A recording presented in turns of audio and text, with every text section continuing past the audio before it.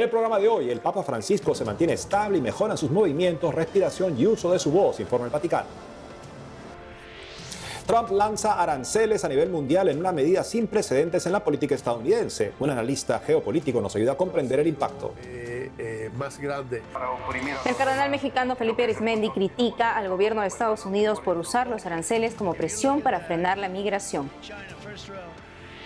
Dos monjas de la primera congregación fundada en Haití son asesinadas. La expansión de bandas armadas hacia zonas rurales agrava la crisis humanitaria. Entrevistamos a una religiosa que trabaja con niños vulnerables en Puerto Príncipe.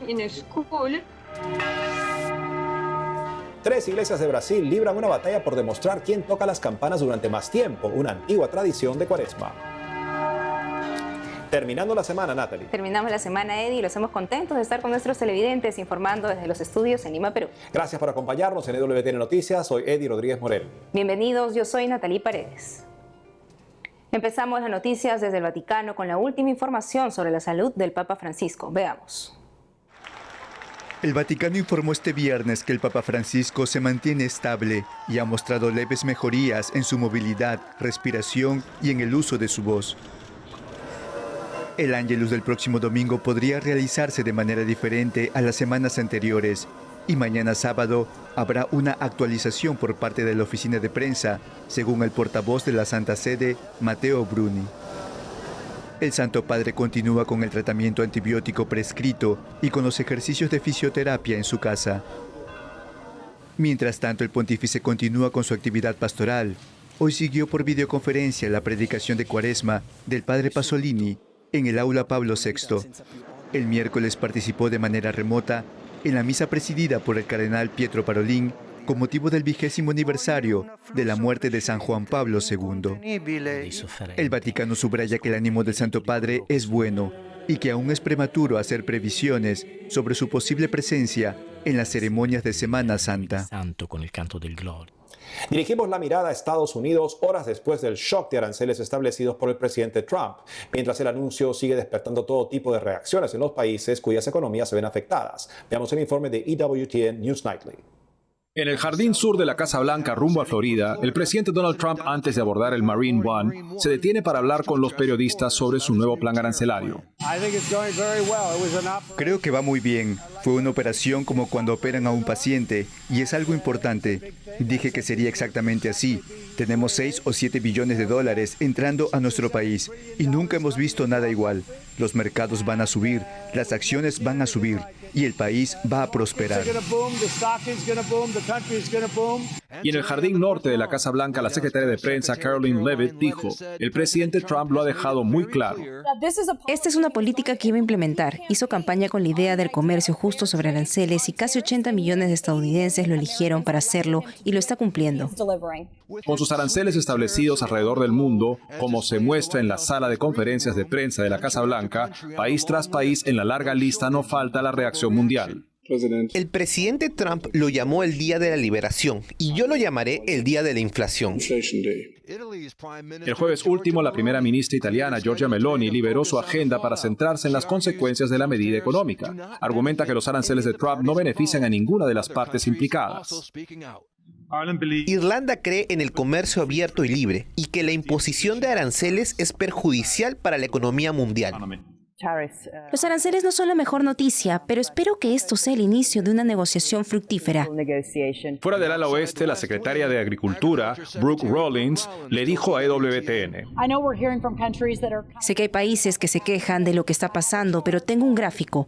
Este muestra las exportaciones de otros países, India, Taiwán, Japón. Este es el promedio del 14%. Bueno, aquí abajo tenemos el pequeño Estados Unidos de América, ¿verdad? O sea, esto es lo que intenta arreglar. Veamos ahora cuál será el impacto de los nuevos impuestos a los productos exportados desde México a Estados Unidos. Nuestro corresponsal Diego López Colín informa. Los aranceles han vuelto al centro de la agenda de Donald Trump. Esta semana anunció nuevos impuestos a productos de 185 países bajo el argumento de reducir la deuda y equilibrar el comercio nacional.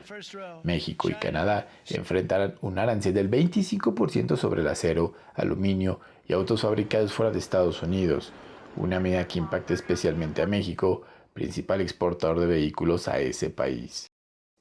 Aunque la presidenta Claudia Sheinbaum celebró que México quedara excluido de los aranceles más severos, reconoció que sectores como el automotriz y el siderúrgico sí resentirán el impacto. También la Iglesia alzó la voz. El cardenal Felipe Arizmendi pidió no gobernar en función al dinero y criticó al gobierno de Estados Unidos por usar los aranceles para presionar a México a frenar la migración. Pensamos la tentación del dinero. Es decir, sepamos usar y que nadie se atreva a obtener dinero de una forma injusta, arbitraria, robando, quitando a los demás, porque eso sería estar dominados totalmente por el ídolo del demonio. Seamos libres ante el dinero. En febrero, la Iglesia Católica en México expresó su preocupación por las políticas de Trump. Los obispos pidieron unidad nacional ante los desafíos económicos y sociales que esta medida representan. Mientras que las autoridades buscan reducir el impacto de la ofensiva arancelaria, la relación comercial entre México y Estados Unidos se encuentra un poco tensa. Mientras tanto, el clima es de incertidumbre, sobre todo para los trabajadores mexicanos. Desde Ciudad de México, Diego López Colín, EWTN Noticias. En lo que el presidente Trump declaró el Día de la Independencia Económica de Estados Unidos, lanzó unas medidas arancelarias que han sorprendido a todo el mundo, también a aliados históricos de los Estados Unidos. Se preguntan si no podría haber sido una política más diferenciada. Pero para tener una perspectiva más completa estamos con Alberto Fernández. Él analiza temas geopolíticos y nos habla desde Washington. Alberto, bienvenido al programa. Gracias. Alberto, ¿cómo tomar estas medidas del señor Trump? Por supuesto, la bolsa las ha tomado en Nueva York muy mal. Bueno, claro, es muy temprano para saber el impacto actual que va a tener. Todavía no se sabe si esto ha sido una jugada genial o una metida de pata de primera categoría. Sin duda la bolsa ha reaccionado, pero hay otros también que piensan que la administración está respondiendo a una inquietud que existe dentro del pueblo norteamericano, que piensa que, bueno, el supuesto libre comercio, libre tratado el comercio libre, ha sido en cierto sentido una estafa que ha beneficiado élites en Estados Unidos a costo del pueblo trabajador. Entiendo que históricamente, escuchaba ayer a Bill O'Reilly, que es un historiador, hablando de cómo todos los presidentes desde hace un siglo han sabido que los términos no eran equitativos para Estados Unidos, pero nadie se ha querido enfrentar a una medida como esta porque justamente, como usted dice, las consecuencias pueden ser impredecibles en plazo corto, por así decirlo. Así es, nadie sabe hoy en día, o sea, hay mucha inquietud, pero nadie sabe si al fin del día, para los norteamericanos o para el mundo, si el costo va a ser mayor que el beneficio. Es cierto que aranceles han sido usados muchas veces en la historia de Estados Unidos. Para darle un ejemplo bastante reciente, el presidente Reagan en los años 80 puso aranceles de 100% a los carros japoneses. Hoy en día, los carros japoneses en Estados Unidos son construidos en Estados Unidos. No hay Toyotas o Hondas que llegan desde el Japón. Están construidos en fábricas dentro de los Estados Unidos. Entonces, el uso de aranceles no es tan raro o tan extraño. Lo que sí es, como lo has dibujado, es hacerlo mundialmente como lo ha hecho Trump. Ahora también uno piensa pues en países con economías muy pequeñas, digamos, que de repente, por supuesto, Estados Unidos es la economía de consumo más grande del mundo. Es casi comprensible que importe más de lo que exporta simplemente por ese hecho. Y uno piensa las repercusiones también de repente a países que ahorita en estos momentos pues se verán perjudicados siendo países también con escasos recursos nacionales. Bueno, así es. Va a caer, claro, como un peso muy negativo a varios países. Ahora, en términos generales, para América Latina, los aranceles que se han anunciado han sido bastante tibios, pero en otros países no. Otros países, quizás en Asia o en China, el efecto ha sido más grande. Pero responde, como comenté, una inquietud o una rabia que hay dentro de Estados Unidos, que muchos piensan, específicamente la clase trabajadora, que el libre comercio ha sido, de estos acuerdos, ha sido un tipo de estafa contra ellos, que ven sus pueblos, sus pequeñas ciudades sin fábricas, sin economía, destruidas, y que los que han beneficiado no han sido solamente extranjeros, sino las élites en Nueva York, las élites, los ricos.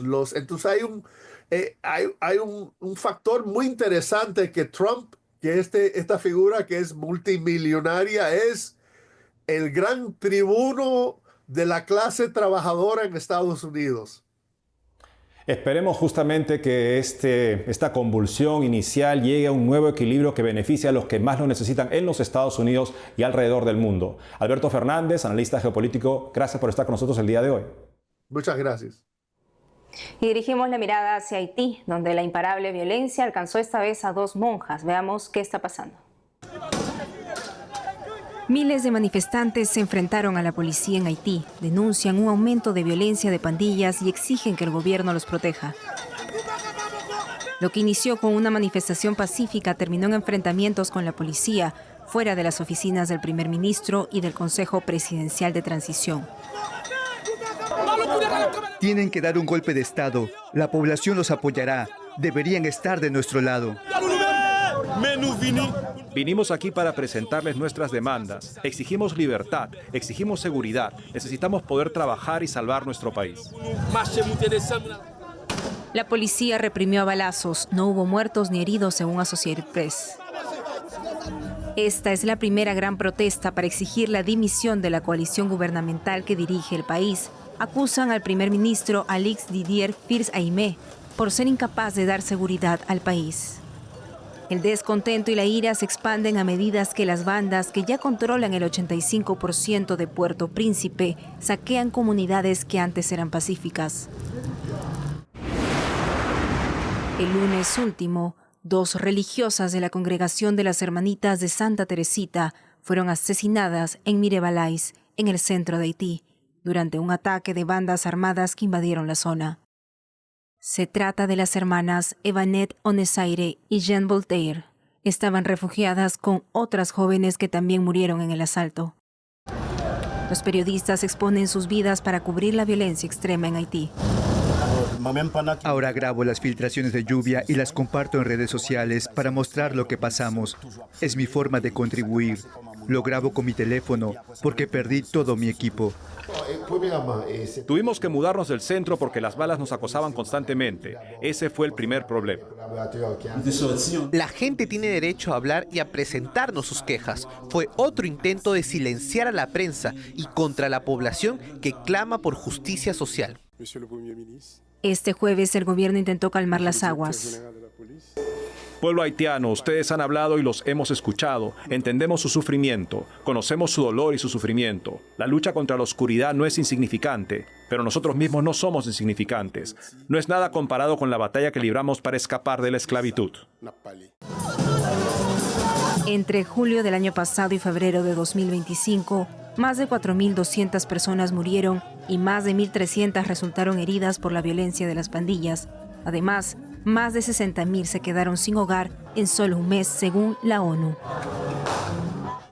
Y sobre las religiosas de la congregación Hermanitas de Santa Teresita asesinadas en el centro de Haití, hablaremos más con la hermana Paisi, misionera francesa radicada por años en Haití, fundadora de la asociación Familia Quisito en favor de los niños haitianos. Hermana Paisi, bienvenida al programa. Gracias. Hermano, ¿usted conocía a estas hermanas o sabe el tipo de trabajo que hace su comunidad?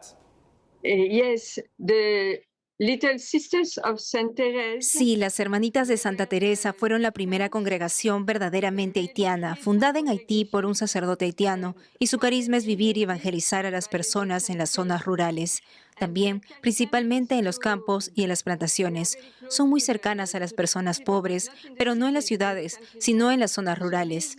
Estas hermanas fueron asesinadas el lunes. Estaban enseñando en una escuela, pero no era una escuela de hermanas, sino una escuela nacional, una escuela pública. Pero el gobierno tenía un acuerdo con ellas, así que ellas administraban la escuela para el gobierno. Es una escuela pobre, rural. Es aquí donde trabajaban.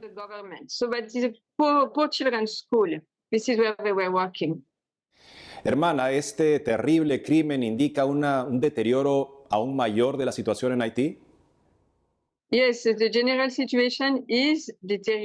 Sí, la situación en general se está deteriorando. Durante muchos años, en el pasado, ha habido mucha violencia en los barrios marginales de la capital, pero esto se limitaba a algunas partes de la capital. Pero desde hace 2 años, las bandas se han hecho más poderosas y luego empezaron a ocupar otras partes de la capital. Pero ahora esto se ha estado acelerando y a la fecha se han apoderado del 80% de Puerto Príncipe. Y cuando se apoderan de un lugar, las personas tienen que escapar para salvar su vida porque es muy violento. Ellos queman casas, asesinan a la gente. Entonces, las personas dejan su casa y no vuelven. Así que ahora la situación es realmente desastrosa.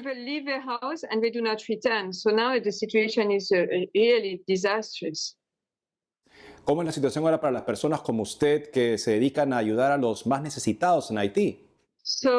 En realidad, las personas más pobres solían vivir en los barrios marginales de la ciudad, y esto es lo paradójico. Los barrios marginales ahora mismo son pacíficos porque ya están bajo el control de las pandillas, así que la vida es relativamente normal allí. Así es donde yo vivo, en Cité Soleil. Nuestras escuelas están operando y las personas pueden desplazarse libremente. Pero en las zonas mejores, como en Delmas y Petionville, muchas personas tuvieron que dejar sus casas y escapar, y están viviendo en campamentos, y la situación allí es terrible. Y algunas personas todavía están en sus casas, pero están asustadas porque las bandas están llegando cada vez más cerca. Tengo una casa en Delmas donde tengo niños, así que estamos empezando a dejar la zona, a movernos con los niños a otro lugar, porque sabemos que va a ser tomada por las pandillas. To another place because we know it is going to be taken over by the gangs.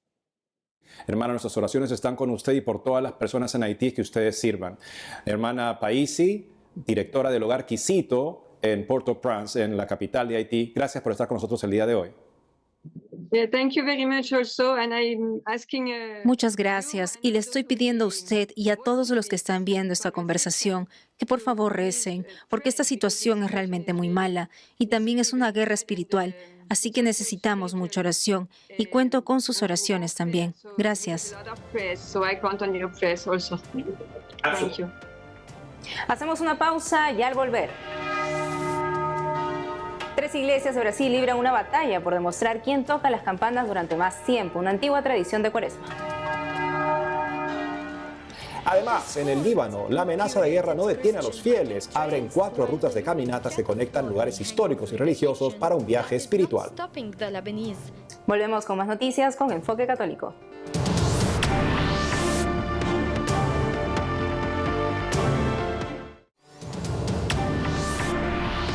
Nos vamos a Brasil para mostrarles una histórica tradición en tiempo de Cuaresma que tiene como escenario los campanarios de 3 iglesias. Nuestra corresponsal Natalia Queiroz nos cuenta. Paciencia, resistencia física y constancia inquebrantable son los campaneros de São João del Rei, en el estado brasileño de Minas Gerais, protagonistas de la batalla de las campanas.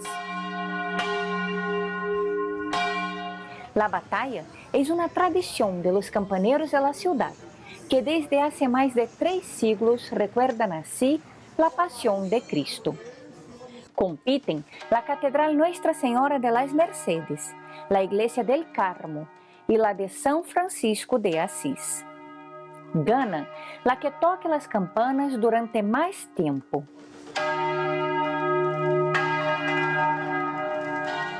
En cada campanario, los jóvenes se turnan en una batalla que puede durar 1 hora o más. El repique en esta ciudad histórica llama a los católicos a la reflexión y a recordar que es tiempo de Cuaresma, penitencia y oración. Desde pequeños, los niños crecen con este sonido y con el sueño de poder algún día tocar la campana. El sueño de José empezó a los 8 años. Hoy, a los 26, se enorgullece de ser campanero. Cuando era pequeño vivía cerca de la iglesia, siempre veía las campanas. Se fueron convirtiendo en algo especial para mí, despertando el deseo de estar ahí, de aprender todo sobre ellas. Así como el fútbol lo es todo para Brasil y todos los niños nacen sabiendo dar patadas a un balón, aquí en São João, la cultura más fuerte es la cultura de la campana. Acá los niños suelen ganar una campana en miniatura para jugar en casa. Así fue creciendo en mí el amor por las campanas. Como conocí muchas personas de este medio, lo fui aprendiendo. La campana es la anunciadora, forma parte de la vida de la gente porque anuncia celebraciones, fiestas, muertes. Es la anunciadora de la ciudad. Basicamente é isso, ele é o anunciante da cidade. São João del Rei es conocida como la tierra donde las campanas hablan. Son un medio para convocar a la comunidad a las celebraciones litúrgicas. También señalan eventos importantes como nacimientos, muertes, bodas o alerta ante peligros. El oficio de campanero ha pasado de generación en generación. Alan iba al campanario con sus primos y tíos desde chico. Hoy, con 24 años, es campanero y orgullosamente. Aquí en São João es una de las únicas ciudades que tiene esta riqueza. No es extrañar que São João tenga la reputación de ser la tierra donde hablan las campanas. Ningún otro lugar toca sus campanas como este, con los repiques, los toques, tiene un significado muy especial.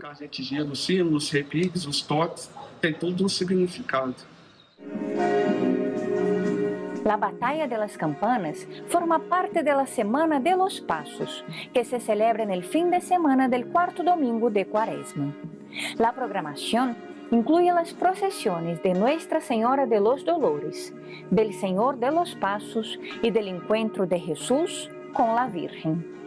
La ciudad de São João del Rei se fundó en 1713 y desde hace más de 300 años mantiene vivas las tradiciones católicas recibidas de los portugueses.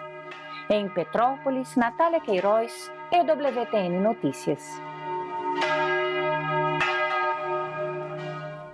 Y en Burkina Faso, África, la iglesia celebró 125 años de la llegada de los primeros misioneros conocidos como los Padres Blancos debido al color del hábito. La fiesta se da en medio del contexto de violencia yihadista. Más de 250 fieles y religiosos se reunieron en un coloquio organizado por la Fundación Pontificia Ayuda a la Iglesia Necesitada. Hubo misa y actividades pastorales. Además, se difundió un logotipo conmemorativo.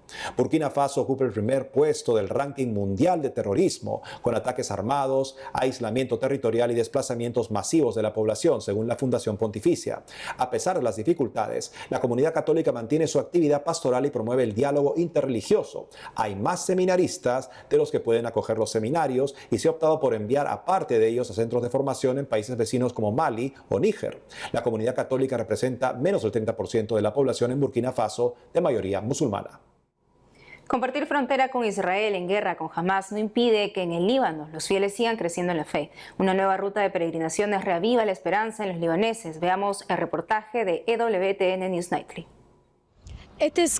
Se llama Caminos Líbano, una serie de 4 nuevas rutas de caminata que conectan lugares históricos y religiosos en diversas zonas del país, llevando a los peregrinos a un viaje espiritual. Recorrer los caminos no es solo turismo, sino también una experiencia personal y una apuesta en Dios. El proyecto muestra la extraordinaria diversidad religiosa del Líbano, con más de 6.000 sitios religiosos, divididos equitativamente entre monumentos cristianos y musulmanes. Estos santuarios se extienden por las regiones del sur, norte y Beca del Líbano. Si bien la iniciativa destaca el turismo cultural, religioso, espiritual y económico, su profunda importancia reside en caminar hacia el reino de la gloria. El proyecto es una colaboración entre el gobierno y Caminos Líbano, diseñado para revitalizar el turismo religioso y brindar una oportunidad para la exploración cultural. Caminos Lebanon. Queremos promover Caminos Líbano y animar a personas de todo el mundo a descubrir los diferentes senderos libaneses de todas las religiones. From all different religions. Aunque la amenaza de la expansión de la guerra entre Israel y Hamás se cierne sobre la región, eso no impide que los libaneses sigan adelante con esperanza y felicidad. Este es el camino de la esperanza de Raya, diseñado por y para jóvenes. Cuando dibujaba los mapas de este camino, pensaba en cómo atraer a los jóvenes. Elegimos 7 iglesias, inspiradas en San Felipe Neri. Al recorrer el camino, siento que hay esperanza ante todo para el Líbano y para los jóvenes. Cuando estuvimos en Breque, vi cuánta gente está interesada en este camino y me alegré mucho porque hay esperanza y fe aquí en el Líbano.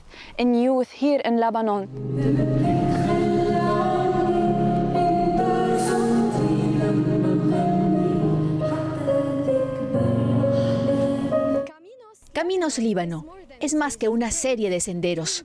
Durante el año jubilar, con el tema Peregrinos de la Esperanza, Caminos Líbano se convierte en una invitación abierta para creyentes y viajeros a redescubrir los paisajes sagrados del Líbano. En Beirut, Margarita Calasi, EWTN News Nightly. Eso es todo por hoy, amigos. Gracias por haber estado con nosotros. Ya saben que pueden seguirnos en nuestras redes sociales y en EWTNnoticias.com. Hasta el lunes.